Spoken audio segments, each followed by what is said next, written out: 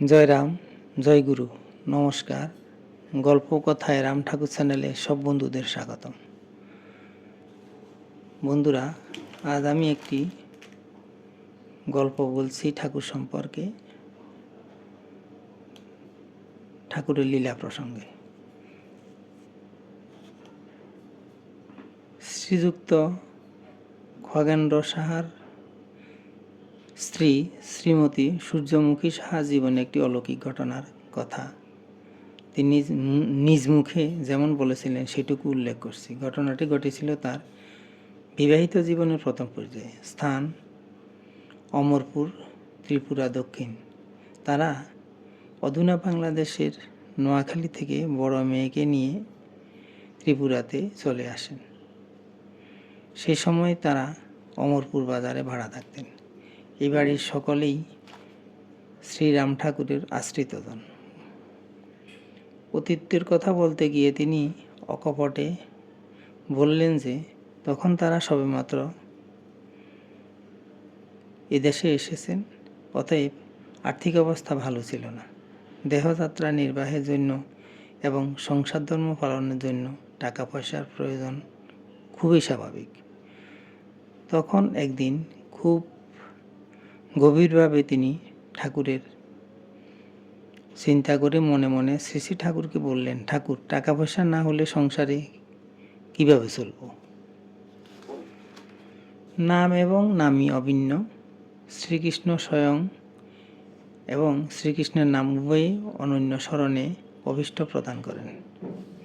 শ্রী শ্রী ঠাকুর একথা বলেছিলেন, তাকে চাইলেই পাওয়া যায়। আমরা মানুষ, তাই মনুষ্য বুদ্ধি দিয়েও যদি আমরা তাকে চাই, তিনি তার পরমার্থিক স্বভাব দিয়ে সেই চাওয়ার মোড় ঘুরিয়ে দেবেন। সত্যি সেদিন রাতে শ্রীমতী সূর্যমুখী সাহা জীবনে এক অপ্রত্যাশিত ঘটনা ঘটে গেল। তিনি মধ্যরাতে বাইরে যাওয়ার জন্য বের হয়ে এক অপূর্ব ঘটনা অবলোকন করলেন। তাদের গোসেবার জন্য যে ঘরটি ছিল, সেই ঘরে শ্রীরাম ঠাকুর এক হাতে হারিকেন নিয়ে এবং অন্য হাতে খড় নিয়ে বাছুরগুলিকে দিচ্ছেন। শ্রী শ্রী ঠাকুরের পায়ে খড়ম ছিল। শ্রীমতী সূর্যমুখী সাহা এভাবে ঠাকুরকে দেখে ভয় পেলেন না। তিনি খুব স্বাভাবিকভাবেই গেলেন এবং ফিরে এসে পুনরায় আর ঠাকুরকে দেখতে পেলেন না। সেই রাত পার হয়ে গেল। ধীরে ধীরে তাদের আর্থিক সচ্ছলতা বেড়ে গেল। অমরপুরে ৩ নম্বর অমরপুর ক্ষুদিরামপল্লীতে তাদের নিজস্ব বাড়ি করেছেন ডিঙ্গামানিকের মহন্ত মহারাজ শ্রীযুক্ত সুনীল কুমার চক্রবর্তী মহাশয়ের শুভ পদার্পণ উপলক্ষে তারা এই বাড়িতে উৎসব কীর্তন ইত্যাদিও করেছেন। এই বাড়ির পুকুর কাটার সময় প্রায় ১.৫ হাতের মতো কৃষ্ণপাথরের শ্রীকৃষ্ণের মুরলী বাদনরত একখানা অপূর্ব মূর্তি পাওয়া গিয়েছিল। বর্তমানে তাদের ঠাকুর ঘরে ওই মূর্তি এখনও নিত্য পূজা লাভ করছে। বাড়িতে ঢুকতেই ঠাকুর মন্দির, সেই মন্দিরে রয়েছেন শ্রীরাম ঠাকুর ও শ্রীকৃষ্ণ। গুরু কৃষ্ণে ভেদ নাই, যিনি রাম তিনিই কৃষ্ণ। অপ্রকটেও শ্রীরাম ঠাকুর চিরবিরাজমান।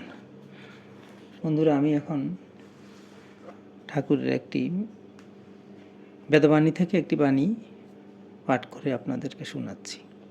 ঠাকুর বলেছেন, চিন্তা করিবে না, ভগবান কালচক্রের তাড়না হইতে রক্ষা করিতে বর্তমান আছেন।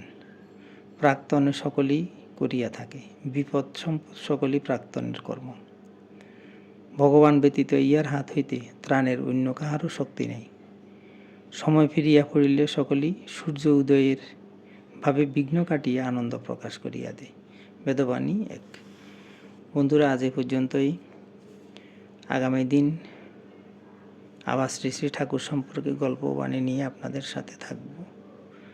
বন্ধুরা, চ্যানেলটি যদি আপনাদের ভালো লেগে থাকে তাহলে সাবস্ক্রাইব করবেন। নতুন বন্ধু হলে আরও ঠাকুর সম্পর্কে জানার জন্য চ্যানেলটিকে সাবস্ক্রাইব করে পাশে থাকবেন, আর বেশি বেশি করে লাইক, শেয়ার, কমেন্ট করবেন। ধন্যবাদ, ভালো থাকবেন। জয় গোবিন্দ, গুরু কৃপাই কেবলম।